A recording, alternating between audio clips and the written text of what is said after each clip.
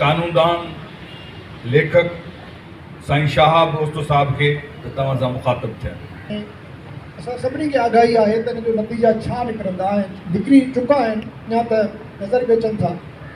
मां सम्झां थो त ॾिसो, हिन वक़्तु पाकिस्तान जेको मुल्क आहे, रियासत जेका आहे, उते को बि कानून, आइन, अदालतूं, जमहूरी रिवायतूं, जमहूरी रस्ता, का शइ कोन बची। हिन वक़्तु हिकिड़ो मुकमिल कंप्लीट जेको आहे सो कैप्चर आहे। असांजे इस्टेब्लिशमेंट, मेन स्ट्रीम पॉलिटिकल जेके पार्टीज़ आहिनि, ख़ासि तौर ते PMLN, पीपल्स पार्टी, उन्हनि सां हुननि हिकिड़ो घणनि ई सालनि जो अलायंस कयो आहे, जेको जंहिंजा असांखे सिम्पटम्स नज़र था अचनि।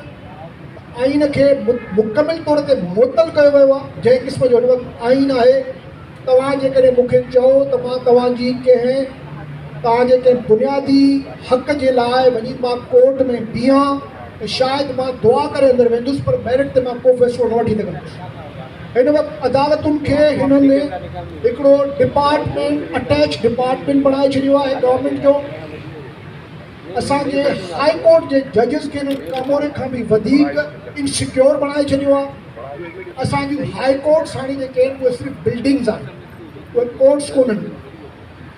हाणे तव्हांजा जॾहिं बुनियादी हक़ जेको हिन वक़्तु जेको असांजो हिन वक़्तु बहस आहे, त सिंध जो जेको इहो पाणीअ ते जेको हमिलो आहे, हाणे त हिननि 26 अमेंडमेंट में इन्वायरमेंट खे बुनियादी हक़ करार ॾिनो आहे, जंहिंमें पाणी उनजो हिकिड़ो मेन जुज़ आहे।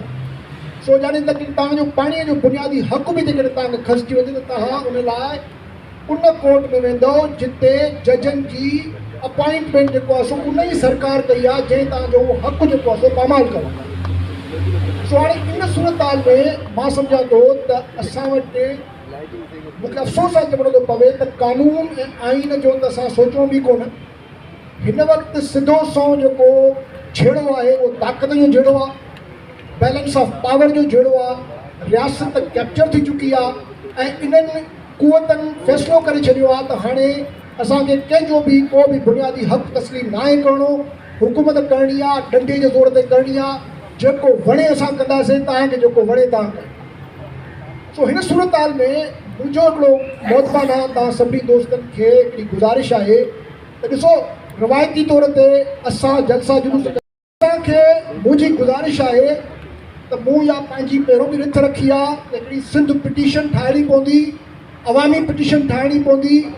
हर दुकानदार वटि, हर गॾह गाॾे वारे वटि, हर मज़दूर वटि, हर हारीअ वटि, स्टूडेंट वटि, तव्हांजी हर जमायत, हर फ़र्द, तव्हांजो अदबी संगत जा दोस्त, असां सभु निकिरूं, असां माण्हुनि में वञूं, माण्हुनि खे मोबिलाइज़ कयूं, उन्हनि खां सिग्नेचर्स वठूं, हिकु हिकु घर ते वञूं, हिकु हिकु दुकान ते वञूं, ऐं असां जेसिताईं असां माण्हुनि में वापसि न वेंदासीं, उहो गांधीअ जेको कमु कयो हुयो, असां माण्हुनि खे मोबिलाइज़ न करे सघंदासीं। कॉन्फ्रेंस पंहिंजी जाइ ते, कॉन्फ्रेंसिस जा जेके बि इहे बुनियादी उसूल आहिनि, असां सभु एग्री था कयूं।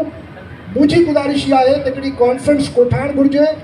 मूं ज़ैन साहिब सां बि, ज़ैन शाह साहिब सां बि डिस्कस कयो आहे, त हाणे बि मां हाज़िर थींदुसि त हाणे जेका ॿी कॉन्फ्रेंस कयूं, उन में इहो तइ करणु घुरिजे, जंहिंमें GDI दोस्त बि हुजनि, त असां कमेटियूं ठाहियूं डिविजनल लेवल ते, डिस्ट्रिक्ट लेवल ते, तालुका लेवल ते, ॻोठनि जी लेवल ते। जेके जेके वर्कर्स आहिनि हर पार्टी जा, सभु मोबिलाइज़ कयूं, नौजवान निकिरनि, हर घर में वञी चऊं, बाबा हीअ पिटीशन आहे, हिन ते सही कर। जेकॾहिं असां 40-50 लख करोड़ 1.5 करोड़ माण्हुनि जो सिग्नेचर, नाला ऐं उन्हनि जो ID कार्ड समेत इहो डॉक्यूमेंट वरितोसीं, असां यूनाइटेड नेशन में वञी सघूं था। असां इख़लाक़ी तौर ते ॿुधाईंदासीं त सिंध तव्हां सां कोन्हे, हे सिंध जे हिकु हिकु माण्हू जी असां वटि दस्तख़त मौजूदु आहे। सो असांखे माण्हुनि ॾे वञिणो पवंदो, दस्तख़ती मुहिम शुरू करणी पवंदी, उन्हनि जो मैंडेट वठिणो पवंदो। बिल्कुलु उन असांखे रिवर्स करणो पवंदो कमु। हाणे माण्हुनि खे कॉल करण जो टाइम कोन्हे। हिननि माण्हुनि खे एंटी टेररिज़म जे कानूननि तहत, इन भोतारी पुलिस जे तहत, हिन सॼे निज़ाम खे हाईजेक करे माण्हुनि खे ड्रिजारियो आहे। माण्हू ख़ौफ़ज़दा आहिनि ऐं या वरी कुझु अहिड़ा माण्हू आहिनि जेके हिन वक़्तु वीचारा बिल्कुलु मायूस आहिनि। हिकिड़ो आम दुकानदार जेकॾहिं तव्हां हुन ॾे वेंदव, हुनखे चवंदो बाबा हे तुंहिंजे पाणीअ लाइ असां तो वटि आया आहियूं, त उहो सही बि कंदो ऐं हुन में हुनजी शराकतदारी जो अहसासु पैदा थींदो। हुन में हिकिड़ो हुरूर ऐं तकबर पैदा थींदो त मां का शइ आहियां। सो असांखे हाणे अमली तौर ते कमु करणो पवंदो, माण्हुनि ॾे वञिणो पवंदो। इहा मुंहिंजी गुज़ारिश आहे। कोर्टूं विसारे छॾियो, कोर्टुनि में कुझु कोन्हे, कंप्लीट कैप्चर आहे। को आइन कोन्हे, को कानून कोन्हे। हे हाणे अंधा थी विया आहिनि। हिननि खे मुल्क जी का परवाह कोन्हे। ॿिनि सूबनि में हिन वक़्तु बिल्कुलु हथियारबंद जदोजहद हली रही आहे। पंजाब जे अंदरि हिननि तशद्दुद जो को नओं रिकॉर्ड क़ाइमु करे छॾियो आहे। पाकिस्तान जेकॾहिं हिन वक़्तु जेको इहो सेम्बलेंस ऑफ नॉर्मेलिटी आहे सिंध जे करे, सिंध खे जेको ज़रदारी कब्रिस्तान बणाए छॾियो आहे, हिते कंहिंखे बि या त ख़रीद थो करे या क्रश थो करे। तंहिंजे करे सिंध जी जेकॾहिं अमन अमान ख़राबु थियो त पाकिस्तान जी जेका इहा नॉर्मेलिटी नज़र थी अचे, इहा नॉर्मेलिटी ख़तमु थी वेंदी। सिंध हिन वक़्तु पाकिस्तानी नॉर्मेलिटी जो हिकिड़ो अलामत बणियो वेठो आहे, जेको ज़रदारी खे वेहारी वेठा आहिनि सिर्फ़ु इन जे करे त ज़मीन खपायूं, पाणी खपायूं, तूं वेठो रहो। सिंध असांखे को ज़मानो हुयो जंहिं ज़माने में सिर्फ़ु सिंध खां डिॼंदा आहे। जेको बि पोलिटिकल कल्चर जेको हुयो प्रोटेस्ट जो सिंध में हुयो।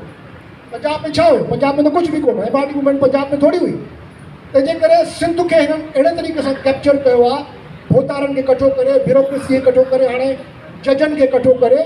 असांखे सिर्फ़ु हिकिड़ो ई हल आहे, हिकु हिकु माण्हू ॾे वञिणो पवंदो। असां माण्हुनि ॾे वेंदासीं, माण्हू असां सां गॾु वापसि हलंदा। ऐं उहो डॉक्यूमेंट असां यूनाइटेड नेशंस में जिते जिते सुप्रीम कोर्ट में पूरी दुनिया खे ॾेखारींदासीं। सिंध जे 2 करोड़ 3 करोड़ माण्हुनि जेको आहे दस्तख़त ॾिनी आहे त असांखे इहो कैनाल न घुरिजे। उहा असांजी इख़लाक़ी फतह हूंदी। इहा मुंहिंजी हम्बलता खे सबमिशन। महिरबानी।